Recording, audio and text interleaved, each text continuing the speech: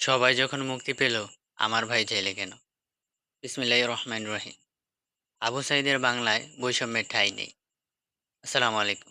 প্রিয় দেশবাসী, আপনারা সকলেই জানেন যে আল্লাহর অশেষ অনুগ্রহে আমরা বৈষম্য বিরোধী ছাত্র জনতার আন্দোলনের ব্যানারে ছাত্র, শিক্ষক, ওলামা তোলাবা ও আপামর জনসাধারণের ঐক্যবদ্ধ আন্দোলনে ফেসিবাদ স্বৈরাচার খুনি হাসিনাকে পতন করে বৈষম্যহীন স্বাধীন বাংলাদেশ গঠন করার ঘোষণা দিয়েছি।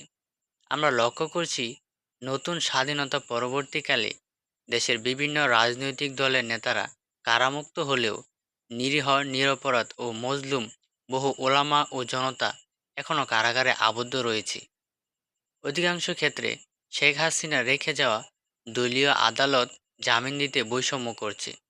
তাই আমরা দলমত, ধর্ম, বর্ণ, দলীয়, নির্দলীয় নির্বিশেষে সকল মজলুমদের কারামুক্তির লক্ষ্যে নিম্নে ৬ দফা দাবি নিয়ে বৈষম্যহীন কারামুক্তি আন্দোলনে ডাক দিচ্ছি।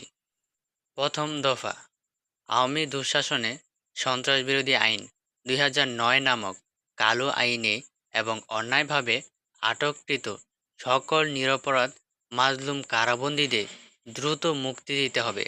আদালত কর্তৃক জামিন ও বিচারের ক্ষেত্রে দল, মত, ধর্ম, বর্ণ নির্বিশেষে সকল বন্দীদের ক্ষেত্রে বৈষম্যহীন আচরণ করতে হবে। দ্বিতীয় দফা, সন্ত্রাসবিরোধী আইন ২০০৯ নামক কালো আইন অনতিবিলম্বে বাতিল করতে হবে। তৃতীয় দফা, আওয়ামী সরকার কর্তৃক দায়েরকৃত সকল মিথ্যা মামলা প্রত্যাহার করে ক্ষতিগ্রস্তদের ক্ষতিপূরণ দিতে হবে। চতুর্থ দফা, রাষ্ট্র কর্তৃক কোনো অপরাধীকে গুম অথবা ক্রসফায়ার দেওয়া যাবে না। আদালতের ওয়ারেন্ট ছাড়া গ্রেফতার করা যাবে না। বিগত দিনে যারা গুম ও ক্রসফায়ারের সাথে জড়িত ছিল তাদেরকে বিচারের আওতায় এনে সর্বোচ্চ শাস্তি কার্যকর করতে হবে। দেশের সকল গুমখানা বা আয়নাঘরগুলো খুঁজে বের করে প্রকাশ্যে আনতে হবে। তাছাড়া খুনি হাসিনা পতনের পরদিন সকালে কাশিমপুর হাই সিকিউরিটি কারাগারে senior jail super Subrata Kumar Bala কর্তৃক যে নারকীয় হত্যাকাণ্ড চালানো হয়েছে, সেজন্য তাকে সর্বোচ্চ শাস্তি দিতে হবে এবং নিহতদের পরিবারকে ক্ষতিপূরণ দিতে হবে। পঞ্চম দফা, ২০১৩ সালের হেফাজতে ইসলামের আন্দোলন থেকে নিয়ে ২০২৪ সালের বৈষম্য বিরোধী ছাত্র জনতার আন্দোলন পর্যন্ত বিভিন্ন আন্দোলনে যারা আহত ও নিহত হয়েছেন তাদের পরিবারকে উপযুক্ত ক্ষতিপূরণ ও তাদেরকে রাষ্ট্রীয় স্বীকৃতি দিতে হবে। ষষ্ঠ দফা, কারাগারের সকল বন্দীদের জন্য বৈষম্যহীনভাবে মৌলিক অধিকার নিশ্চিত করতে হবে।